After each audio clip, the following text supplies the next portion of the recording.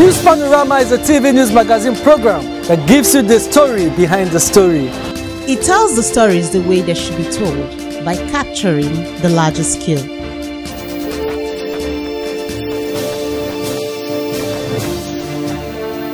It deals with people's deep feelings on issues that, when brought to the fore, ultimately educates, informs and entertains.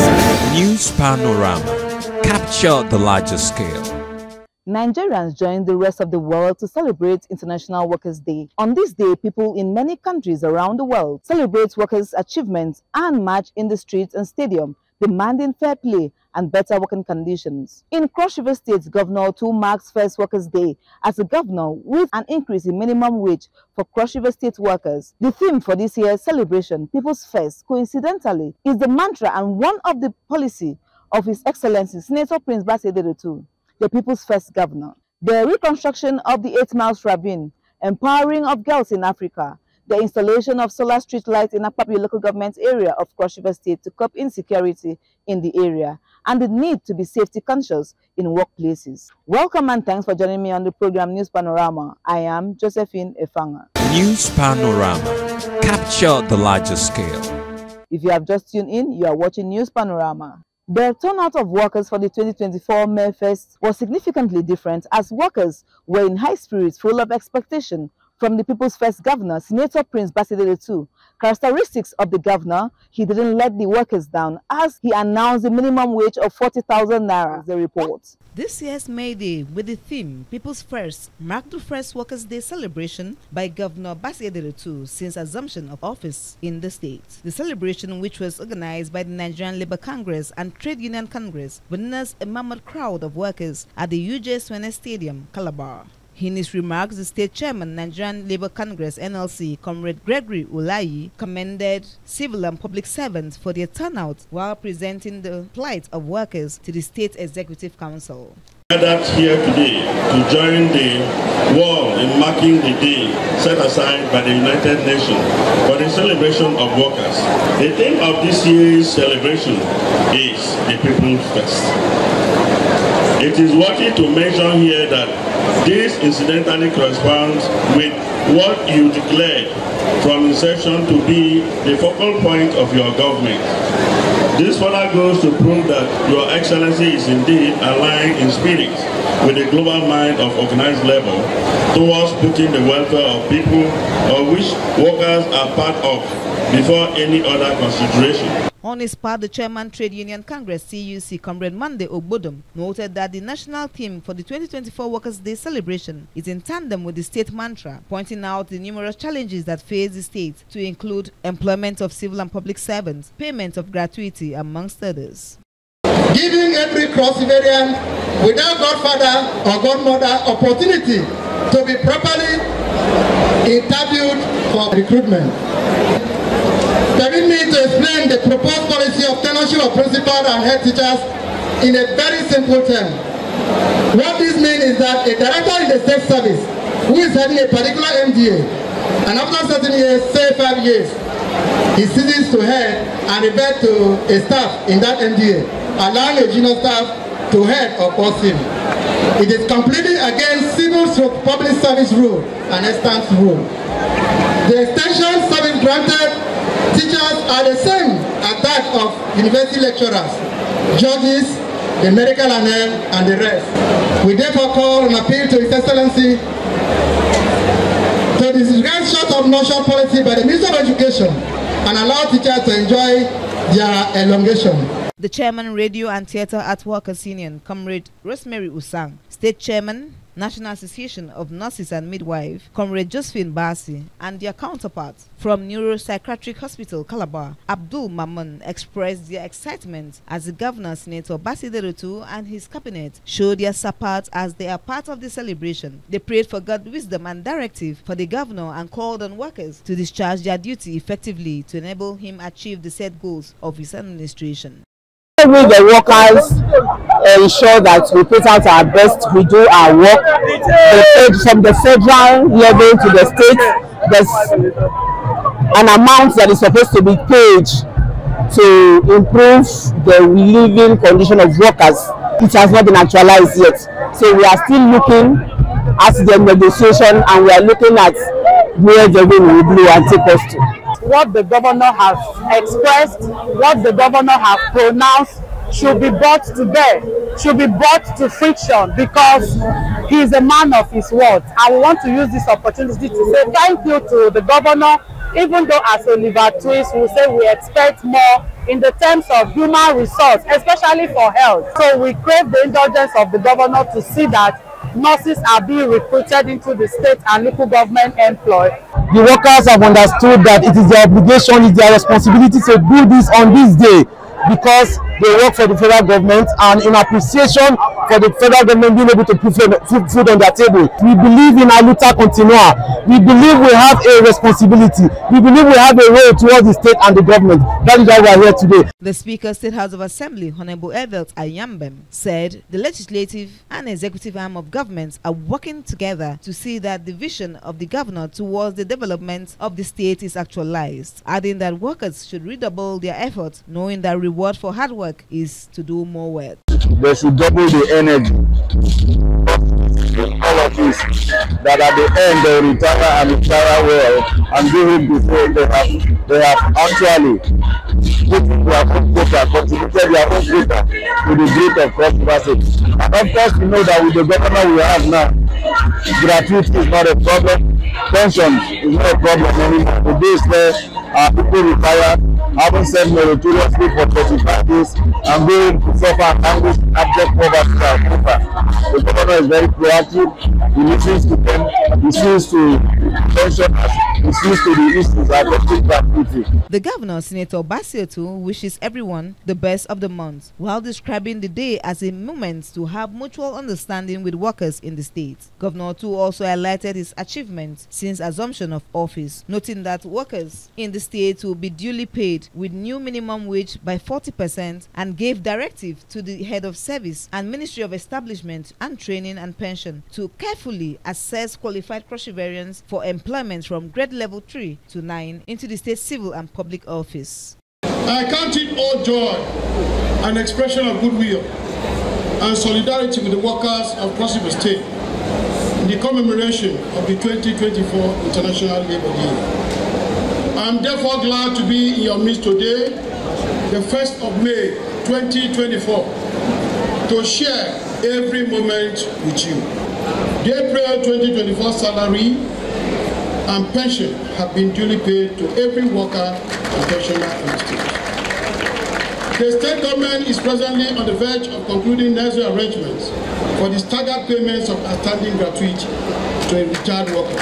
I have further directed that the annual incremental step the state and local government workers have not enjoyed for more than a decade now should be implemented with immediate effect. The 2024 May Day celebration featured march past, cultural display, presentation of award and general merriment. At the end of the event, the State's National Association of Nurses and Midwifery emerged victorious and went home with 3 million naira. The sum of 2 million naira was given to the Association of Senior Civil Servants of Nigeria for second position, while the third place went to the Association of Pensioners with the sum of 1 million naira. For CRBC News Panorama, I am Josephine Ifanga. Over the years, government and non-governmental organizations have carried out programs aimed at ensuring young girls in rural areas are equipped with necessary skills to enable them live productive life. One of such programs is the one carried out by the non-governmental organization known as Girls Leading Africa, which focuses on equipping less privileged girls in Okoyong, Odopani local government area of Cross River State, with vocational skills that will empower them to improve their livelihoods. Collins John brings details of the report.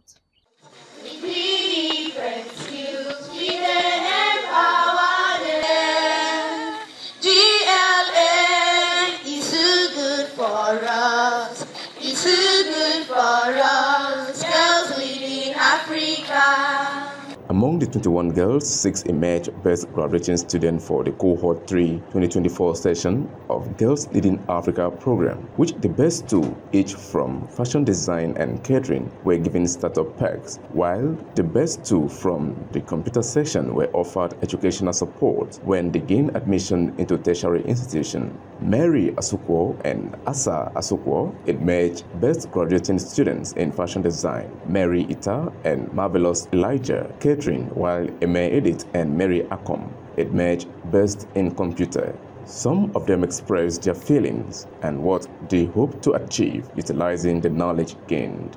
I feel happy and I thank the Almighty God for giving me the strength from the beginning to the end. I see education as the important thing, especially for every girl.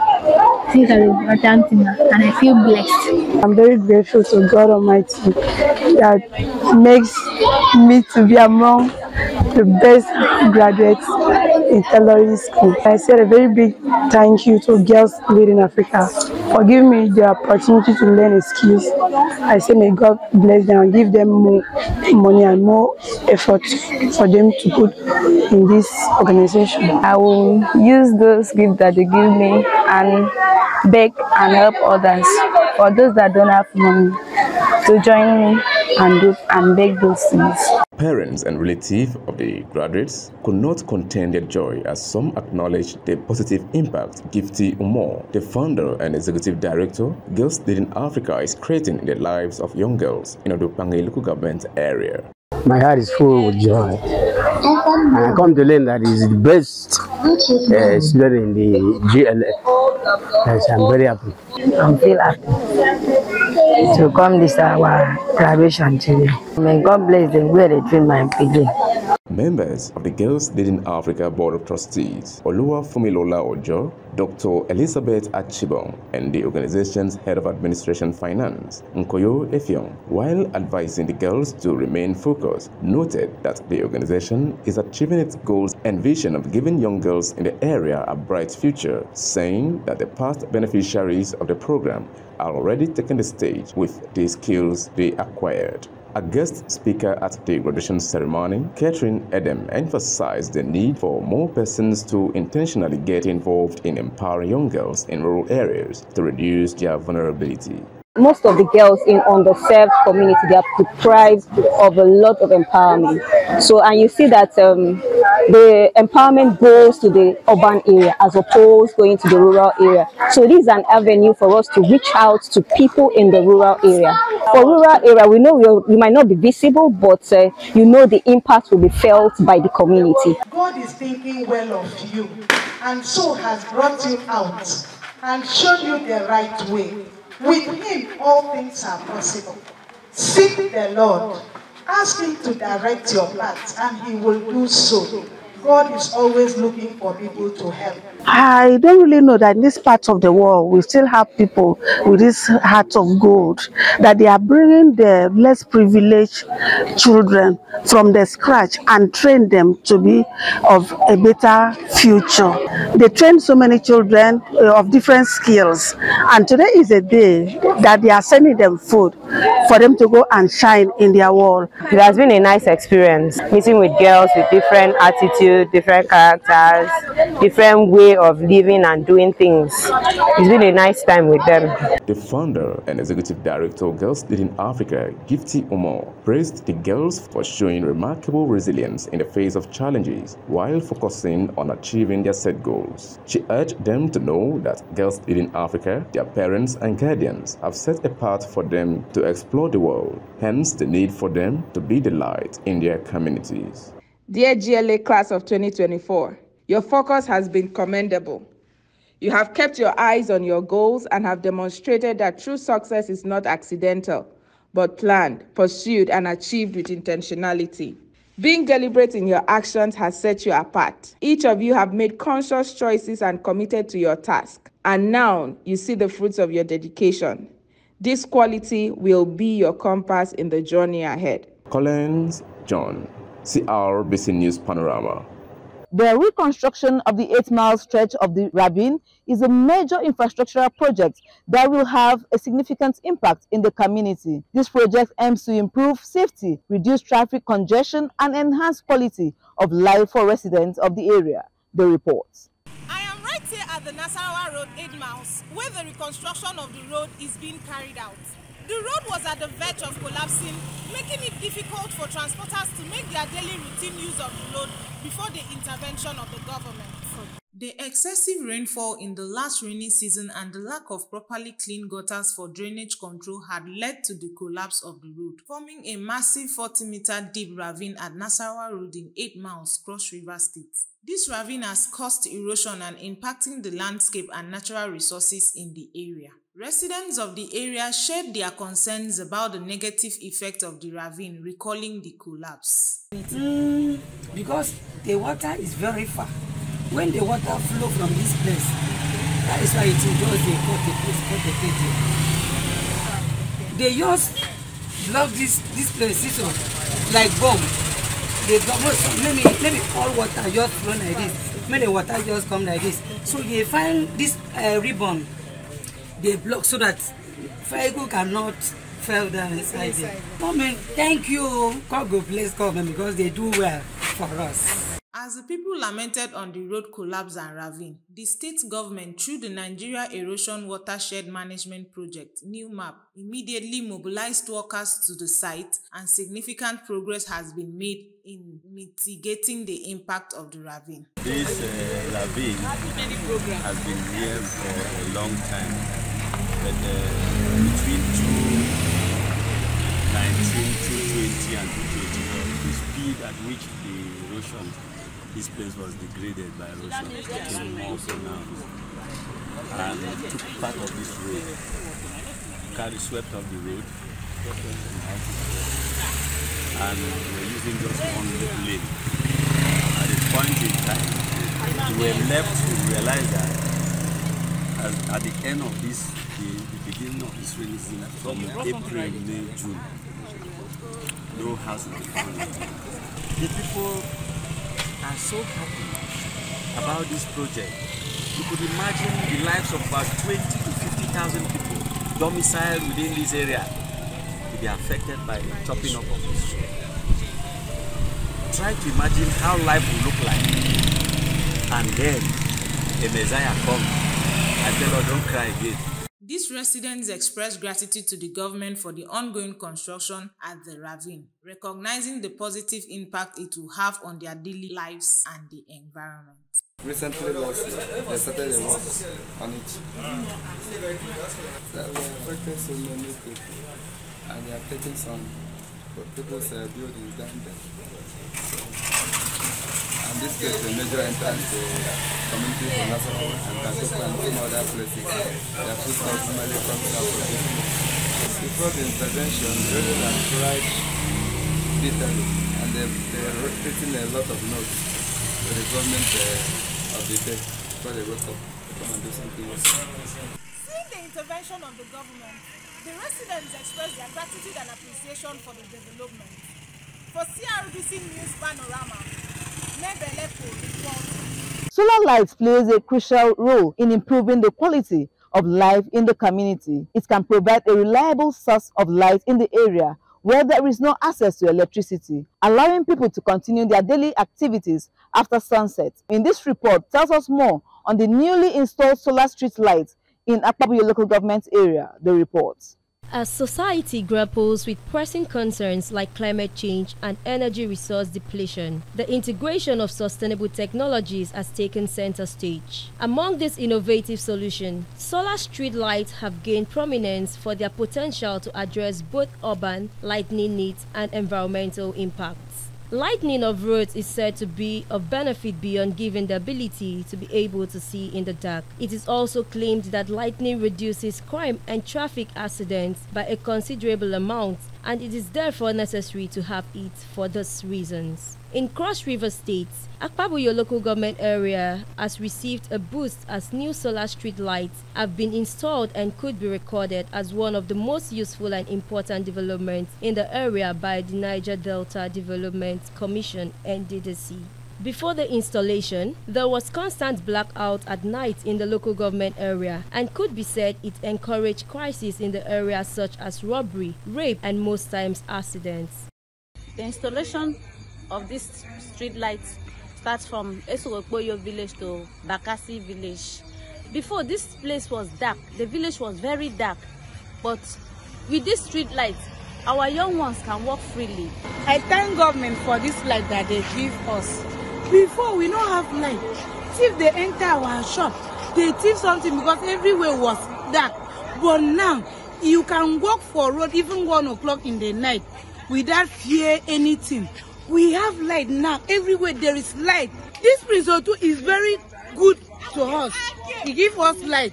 Some members of the community expressed gratitude to the state and NDDC through the federal government for installing street lights in Akpabuyo.